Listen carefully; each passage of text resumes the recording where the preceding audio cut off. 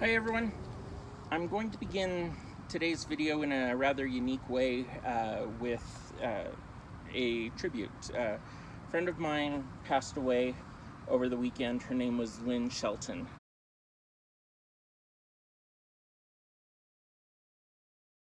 And Lynn Shelton and I met for the first time, I think in 2009 at the Sundance Film Festival. Lynn is a director. She has directed movies such as Hump Day, Your Sister's Sister, Laggies, and most recently Sword of Trust. But she didn't just direct movies, she also directed a lot of TV shows. In fact, a bunch that you would recognize. She directed Fresh Off the Boat, Glow, The Good Place, AP Bio was one that she directed a lot. Love on Netflix, The New Girl, and she even directed Mad Men on Mad Men, as well as she acted sometimes. Lynn was from the Seattle area. Like anyone that did or participated in film in the Seattle area knew her. I'm not from Seattle, but she just happens to be, and the people of Seattle loved her, and the people of up at Sundance loved her. She had a bunch of movies that went there, and I don't know. I know this isn't the way I normally start my videos. It's unique this time because a friend of mine passed away. I didn't start the video this way to be a Debbie Downer. Sorry if it seemed like that, but Lynn was really special to me and a bunch of other people. So yeah, a unique way to start it this time, but don't worry. This video, I think you guys are going to like. This video will start off with the Skippy squad, and then we'll get into the raw footage of this video. Was so long, it was 45 minutes long. So what I decided to do is I'm going to break it up into a couple pieces. I have no idea how long this video will be. I hope it's not more than like 15 minutes or so, but we'll see. At the end of this video though, I'm going to show a quick little preview of the next video. All right, thanks for watching. Here's this week's video. All right, I'm experimenting with the lighting. That is okay. See, I've got one other light to try. That is worse. That is comically worse. Or I could just turn my head around. All right, it looks like that'll have to do. Okay, before I get to the interview with my roommate, I just need to do this week's Skippy Squad. There were 4 people for this week's Skippy Squad. As you can see, Chase C, Sky Z, Jordan K, Matthew A. Thank you to the 4 of you guys. First one from Chase C. Chase says, can you tell us a secret or the first sexual awakening experience you had as a kid? I can. And actually the answer to both is the same story. When I was 14 years old, my dad lived in there was 2 twin towers in downtown Salt Lake, and my dad lived on the 19th floor for a while he was like living in someone's place while they were away on mission kind of thing, and then when they got home he had to find another place. But when he was on the 19th floor, also on the floor was this really rich, gorgeous woman. I mean, like the kind of gorgeousness that 1 or 2 ex-husbands, her getting a settlement from them and getting millions left to her. She was already naturally pretty, but then she had like the boobs, and she had like the clothing and stuff, and she had 2 kids. One was a son that was nearish my age, and then she had a daughter that was like a couple years younger than that. Her mom at the time was the most attractive woman I had ever met in my life.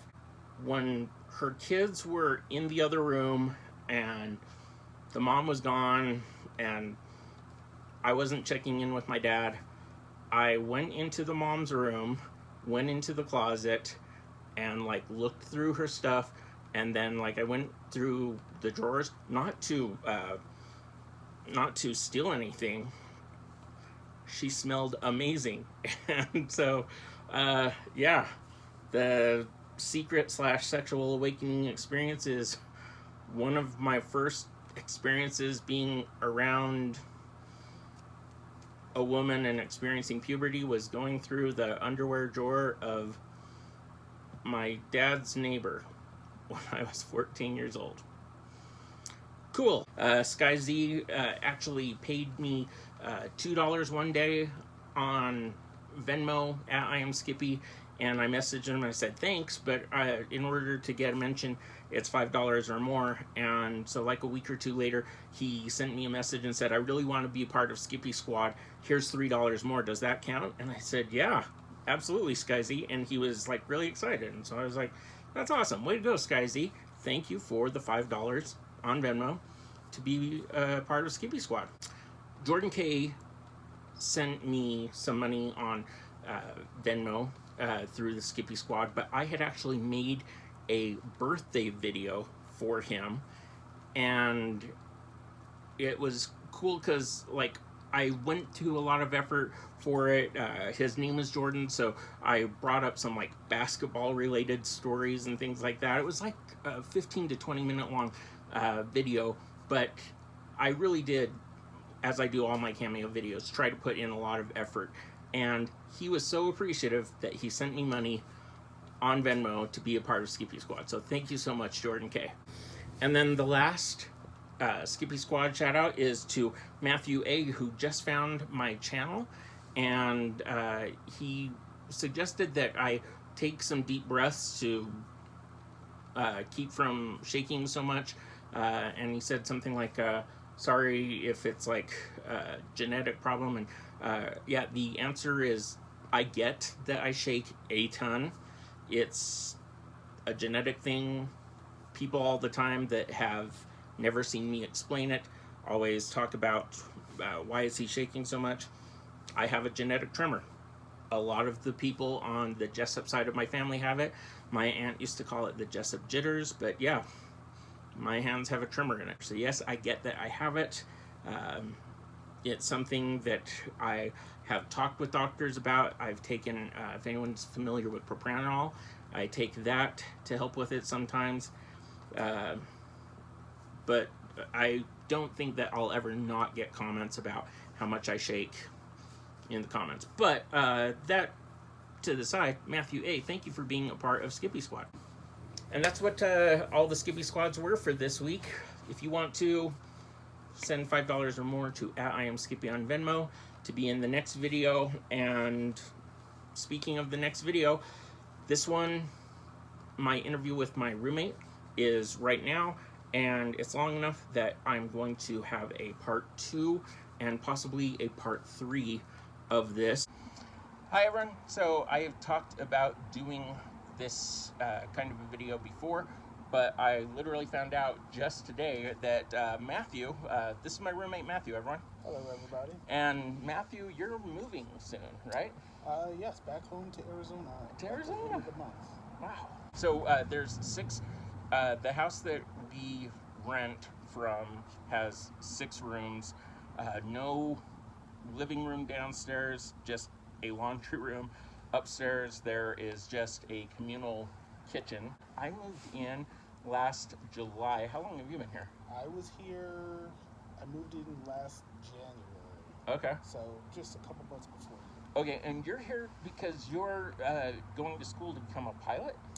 Yes, I moved up here for Arizona to finish it. Okay. Finish my flight ratings. Yeah, I got my private pilots, which is like the intro course. So schooling brought you to Utah. What Yes. did you think about, what did you know first about Utah before you came? Well, I guess I should say from the start, I'm gay and black, obviously. You're like a unicorn here in Utah. This is true. So the first thing when I told everybody that I was coming here, they were like, oh man, are you sure you want to do that? Because, you know, you're gay and you're black. And I was like, really? Oh, thanks for letting me know. As though you didn't know that. Yes. So they were just telling me, like, that place is really backwards. It's a theocracy. They're going to, discriminate against you. Don't come out and everything like that. Have you felt discriminated against since you've been here?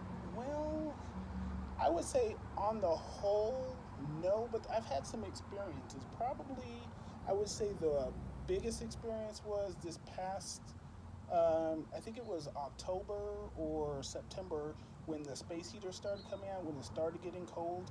I went into a Home Depot to get a heater, and I went into the aisle, and there was this mother and her daughter. They were in the aisle as well. And so the mother was on this side of the aisle, and the daughter was over on this side, closer to the space heaters. Mm-hmm. So I walked over, and before I, because I saw a heater that I liked, and before I even got halfway, the mother freaked out, picked her kid up like a purse, and ran down the aisle. Wow. And I was like, what the hell just happened? And then I'm like, okay. I don't know if I can cuss, but I said, okay, bitch, like I was really going to steal your daughter. Yeah. So that was like the biggest thing. I was like, just wow, But other than that, I really haven't had too many problems. Like when I grew up in Utah County, specifically my hometown of Orem, there were, in my elementary school, I was friends with the one black kid that I knew, Bill Clement. I have no idea if he wants me even mentioning that I know him. Anyways, but he was adopted by a sweet white lady, and Bill and I are still Facebook friends to this day, but Bill was the one person that I knew that wasn't black, and he also happened to be Mormon, and so I didn't know anything other about minorities than I had this one black friend, and so that helped me a little bit. So that, plus my parents were never what I would call racist by any means. I was never taught anything bad, so I didn't have the same experience that I think that other people would have, even though everyone was lily white around me. You mentioned Utah County. Yeah. One of my good friends told me when I first moved here, he said, Matt, stay in Salt Lake County. I'm like, why? He said, because you don't want to go to Utah County. He said Salt Lake County used to be, because that's where the temple is, he said that used to be like the Mormon stronghold, but the gays and the Hispanics and the blacks moved in there, and now, he said, white flight, they all moved to Orem and Provo. He said, don't go there, you're going to get stopped by the police, you're going to get Have harassed. you gotten stopped by police since you've lived in Utah many times? I have, 3 times. 3 times. They were all pretty pleasant. I had my driver's license and I really wasn't scared. So didn't get a ticket any of the times? Didn't get a ticket. I've got 3 warnings. So, but I'm guessing that's not going to happen if I go to Orem or Provo. I don't know. I like not knowing. I wonder if the reverse happens in the South with, like, if I were to go to a place that is really heavily where different minorities happen, and I came in as a seldom seen around white guy, if I would get the same kind of pulled over. I don't know about that, but I think if you, just by talking to you, they would definitely see that you're an outsider, and I don't think there would be any discrimination. My buddy Mitch English, who gave me the nickname Skippy, when he grew up in a town called Dothan, Alabama, and have you? Yes. And there's nothing really there. One of the schools that he was in, they still had water fountains left over from the era that they just hadn't pulled out. I don't know if it was for historical reasons and stuff, right? When we went in, he goes, "Do you want to guess which one was the blacks only water fountain? Which one was the whites only?" And it was crazy how much dirtier and just. I've seen pictures of it. I haven't seen it, but yeah, their facilities for blacks was always in irreparable condition compared to the whites. Restrooms and drinking fountains and everything like that. But living in Utah hasn't been No. bad, or has it been better or worse than you thought? I would say better than what I thought, coming in. I will say this, I do have kind of a foul mouth, and I'm very, how should I say, very upfront. and honest, and that's kind of got me in trouble. Really? Yeah. How so? Yeah, at my jobs, I've got counseled for. Now, what is it that you do? You don't have to say the exact name of the place, but just in general. I work at a group home, and then also I worked at the Utah Detention Center. Okay. So I don't know. I guess I could be very raw, and I never had any issues with that back home. Mm-hmm. But here, I've gotten counseled for my tact. Okay. So other than that, I would say not really too many issues.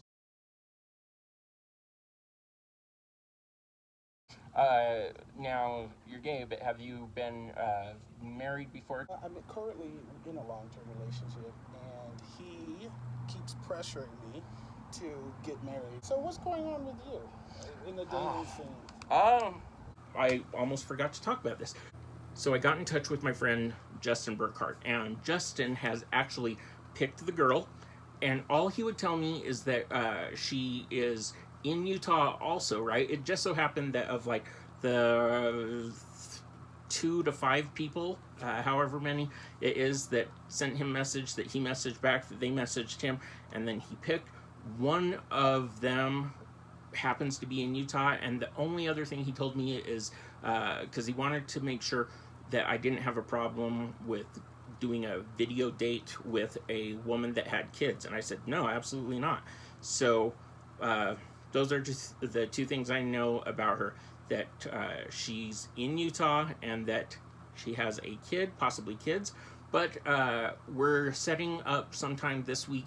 Either we're setting up the appointment or we're actually going to set up the Zoom chat date for us. But if I were to hazard a guess, I would guess that is a week or 2 off. I don't know. I'll keep you guys posted. Thanks for watching the video this week. Thank you to everyone that has subscribed. I am at over 14,000 subscribers. This is awesome. Thank you everyone that has gotten me to make cameos, or that sent me a direct message on Cameo. At I am Skippy. I try to go 5 to 10 minutes long. At I am Skippy on Venmo, and at I am Skippy on Instagram, YouTube. Yeah, that's it. All right. Thanks everyone.